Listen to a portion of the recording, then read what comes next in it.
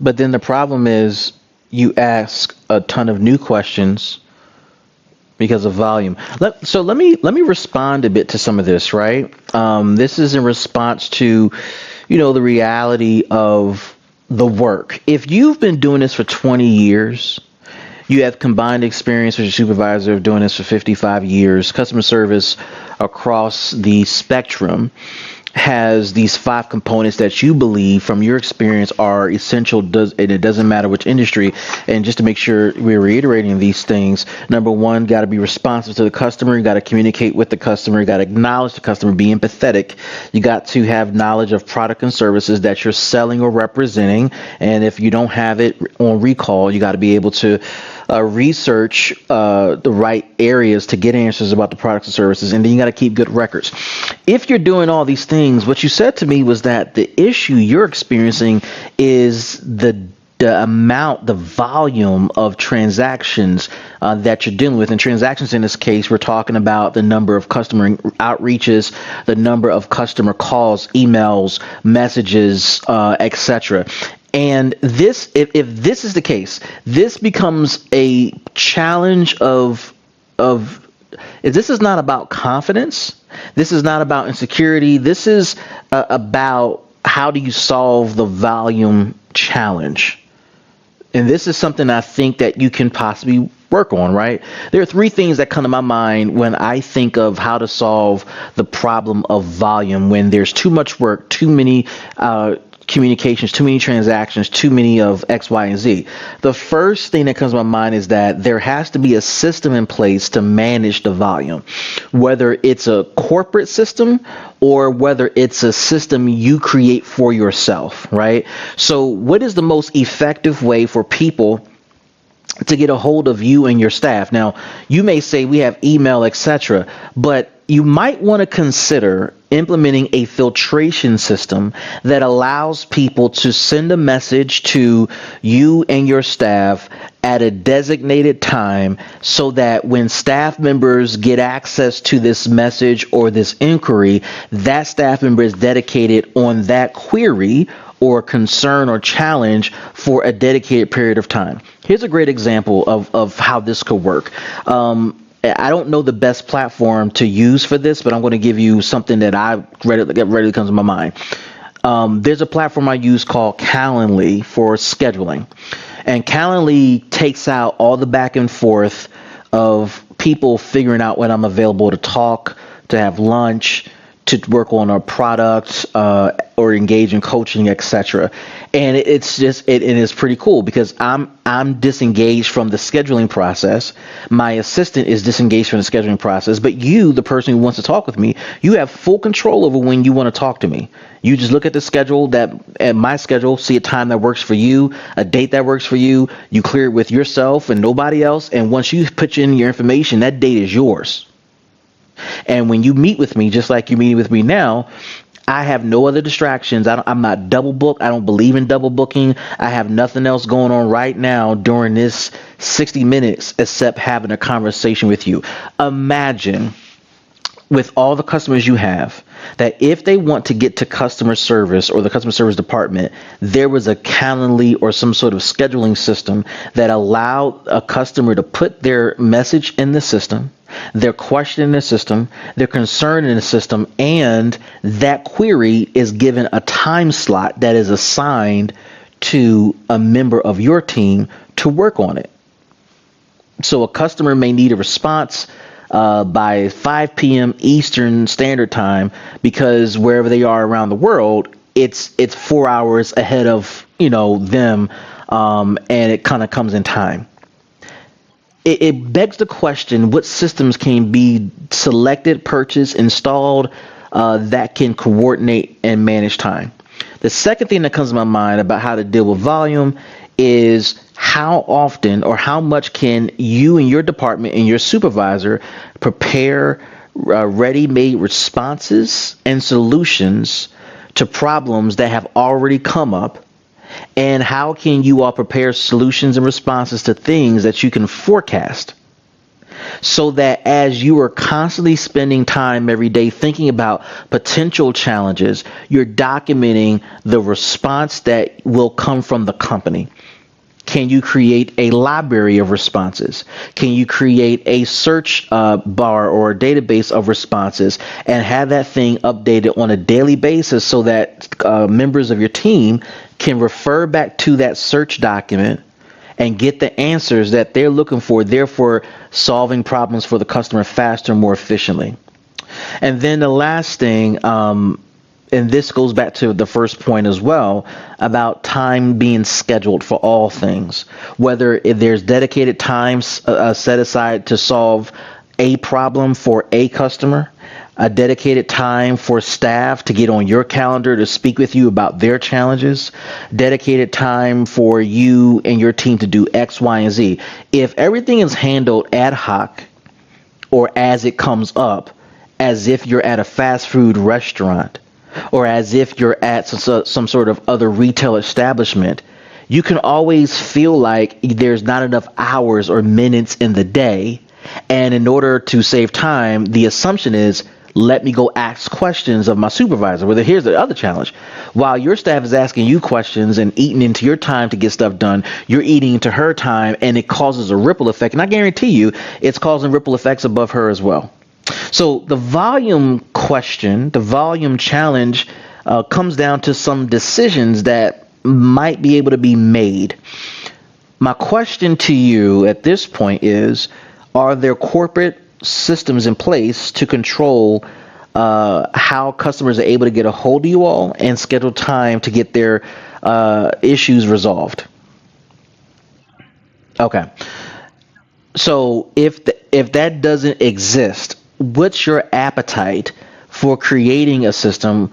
And let's assume you don't have a budget. Like, you may have a budget to buy something, but what's your appetite to create a system that's free in a Google form, a Jot form, an Excel form that allows customers to input their query and get assigned a time slot and a date for when they will get a response and a solution to their challenge?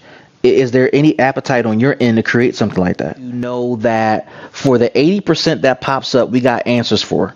Therefore, I can spend quality time forecasting and or being a part of the solution for the 20% that may show up every week, every month, every quarter. Another thing to think about when it comes to time relief, you got 15 people. That's a lot of people to report to you. I'm curious if you've considered appointing team leaders so that you have 3 team leaders overseeing 5 people. Is that something that you can do? Consistent. I bring this up because I think that a lot of times as organizational leaders, when we think about what we deem difficult, or even in our personal lives, what we consider difficult is really a reflection of our inability to put our energy behind practicing something.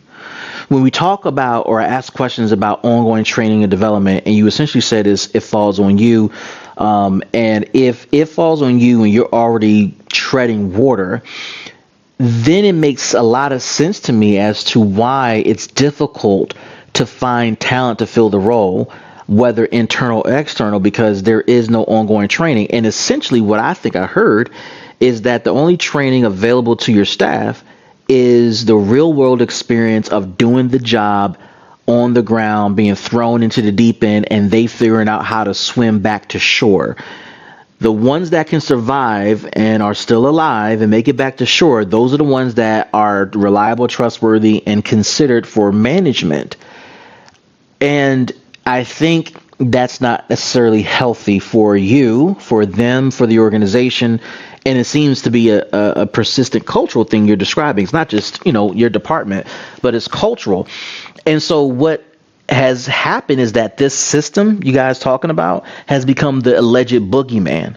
The volume of customer inquiries have become the boogeyman.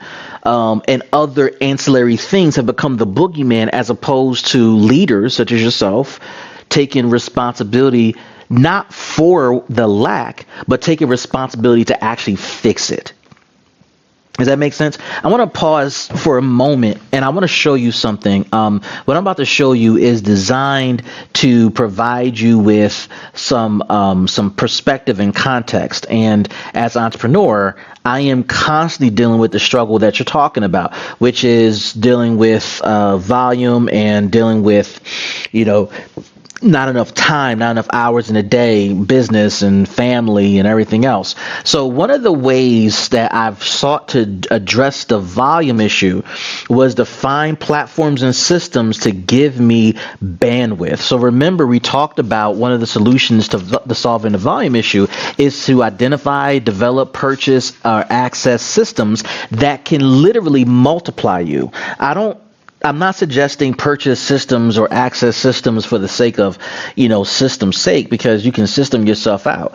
But you have to utilize tools that expands your capacity. So I'm going to show you a couple of platforms actually that allow me to do just that. Let me pull them up first, and then I'll walk you through them, and then I'll give you the opportunity to kind of respond and share your reflections. The first tool I personally use is called Loom. Loom is a video capturing platform that allows me to record videos of myself, of meetings. It records my desktop. And it allows me to do the very thing that I don't have time to do, and that is to train my staff, provide directions to my subcontractors, and it expands my capacity to be in multiple places at one time. I use Loom every day, specifically to record me doing tasks, to record conversations that I'm having with myself to many people. So I'll record a video and I'll send it out to a bunch of people. Or I'll record a meeting and say, it's here for consumption. Just this morning, as you can see on the screen, I needed my assistant to take on a task of filling out a form. And we're in the process of capturing data that is vital to something that I'm launching in 2024. So what I did was I built the form, is what you see on the screen. I took 1 minute and 45 seconds to play out this work, as you can see on the screen, and I'm filling it out. I'm testing it out. I'm showing the person how to do it. There's no audio. It's only 1 minute and 45. It's just a video of me doing the thing and showing this person how to do the thing, and then showing them how to hit the submit button. Here's the error that you will see when you make certain selections. You got to put that information in there and then hit submit. Once this person views the video, they will now have access to this standard operating procedure, this policy, this example in perpetuity. So instead of scheduling a meeting with me to ask me my feelings, my thoughts, how do I solve this problem, my answer is go back to our project management platform and research when I gave this to you, or look up in the library how to fill out this information form. The second tool I use very consistently, as we talked about time management, is Calendly. Now, these are created Calendly options for me and my customers. Notice it's a mix of things. There is a Calendly for me to spend time getting a work product done. So if I want to work on a coaching plan for a client, a strategic plan for a client, review a report someone on my staff wrote, I have created a work product Calendly that looks at my schedule. This is me scheduling time with myself, and I need to find 90 minutes. This is it, 90 minutes to do said product. I've allowed myself to work just about 6 days a week on this, from 6 to 6. I can look at available time that aligns with my schedule. As you can see here, this particular week is blocked out because that's the week of Thanksgiving, so nothing's getting done. So there's no time available. If I want to do it after Thanksgiving, then I look at my schedule here, there, and everywhere. If I want to schedule something in December or January next year, next decade, it's here. But when I schedule it and I decide that I'm going to do it at this time, I put in the information regarding the work I'm going to be doing. And for that 1 hour and 30 minutes, it's just me and that work, no other meetings, no other conversations, no other activities that's going to be blocking my time. So maybe somebody wants to have coffee with me. Maybe they want to have breakfast or lunch with me. It's a lunch meeting. Schedule a quick 30 minutes, 45 minutes with me. This person will have this link to get on my calendar to schedule coffee or lunch. They pick a time time that works for them. They pick a date that works for them. Obviously, in December and November is getting really tight. So if they don't do it now, then really you have to wait till January after the new year before things become available, right? It doesn't matter what the ask is, whether I'm responding to RFPs, whether I'm having a 60-minute meeting, whether I want to take a wellness block for myself. I want to work out. I want to do a focus group. I want to do time for my students at the university, or I want to do a coaching plan. It doesn't matter what it is. I got time built in for whatever people need. And if you want to get in my calendar, either me or my assistant or my website will provide you with the link necessary so that when you want to talk to me, or when I want to spend time with me, or when I want to dedicate time to my customer, it has to go into this system so that I can provide extreme focus. Another way I expand my capacity is I have a platform account with JotForm, where I create forms for all types of things. I have a form for just about everything you can think of. And if it doesn't exist, it's because I didn't have the problem yet. For every new problem, every new situation, a new form is created. So we have some surveys coming up with a couple of clients. Client projects. I had someone on my staff create this survey. So we're going to survey roughly 30 people, and we got all the questions lined out here. Once the data comes in, the data goes to my data analyst person, and then they're going to analyze the data. Then the person who's writing policy is going to write the data. All this is all about form collection, data collection. I built forms for my clients. I built an onboarding form for my client who is hiring new people. They needed a form to give them access to training. They got to take tests. They got to complete about 10 modules here. They got to sign. They got to upload documents. All this stuff saves time, and it forces people to fall into a system flow so that I, as an individual, I'm not overstretched, overused, and over abused. Essentially, I try to avoid burnout with the systems I use. The last system I'll share with you, and I'm sure I use others, is a system called Otter. In this conversation, I record our meetings with our clients because it captures notes. As you can see on the screen, it's capturing every word that I'm saying, every word that you're saying, because a lot of times I mishear things, or I don't hear things correctly, or I want to reflect back on, well, what did me and Bianca talk about? Now, listen, I can easily take notes on my notepad, but it's much easier to, have a transcript of the conversation. It's much easier to reflect back on the conversation with Bianca. And if Bianca had questions about something, I can jog my memory, do a quick search, and realize, oh, that's what she's referring to. Oh, this is what I said and why I said it. There's the context, right? I save time. I save energy. I save resources by utilizing this system to capture notes and to capture the transcript. Between these 4 platforms and several other platforms, this is how I've decided to duplicate myself, because I cannot be in multiple places at the same time. So when we talk about volume, it's a problem we all have.